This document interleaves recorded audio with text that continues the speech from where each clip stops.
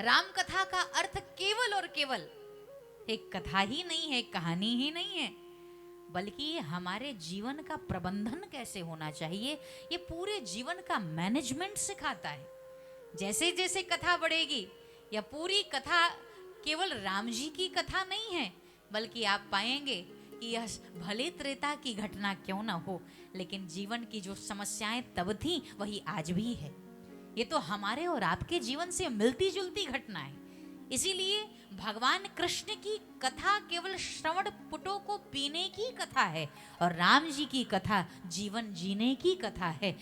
राम ने जो किया उसको करो, कन्हैया ने जो कहा है केवल उसको करो। राम जी ने करके दिखाया है। इसीलिए इस कथा के हर पक्ष से हमें कुछ ना कुछ सीखने को मिलता है।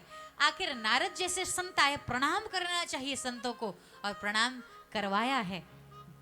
अपने बच्चों को संस्कार देने शुरू करें।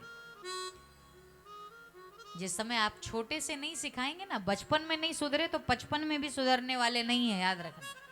इसीलिए बड़े महात्माओं को देखो, भक्तों को देखो, तो छोटे छोटे बच्चे आते हैं ना, बच्चों को और कथा सुनाइए। मैं जानती हूं कि देवियां कहती हैं कि भैया ये कथा में आएंगे, इनको ले चलेंगे तो डिस्टर्ब कर देंगे, लेकिन 5 वर्ष का बच्चा है, 10 वर्ष का है, मैं तो कहती हूँ दुनिया के सारे संत कथावाचक मना करते हैं कि इनको मत लाना, लेकिन हम तो कहते हैं इनको लेकर जरूर आना, क्योंकि यह मेरा विश्वास है कि जिस पांडाल के नीचे बालक बैठकर कथा सुनते हैं, इस पांडाल के नीचे का बालक जीवन में कभी चांडाल नहीं बन सकता, बुरा नहीं कर सकता। यह अद्भुत होगा। निश्चित रूप से यह कथा उसके भीतर संस्कार के बीज डालेगी। खुद आइए, अपने युवा बेटे बेटियों को लेकर आइए।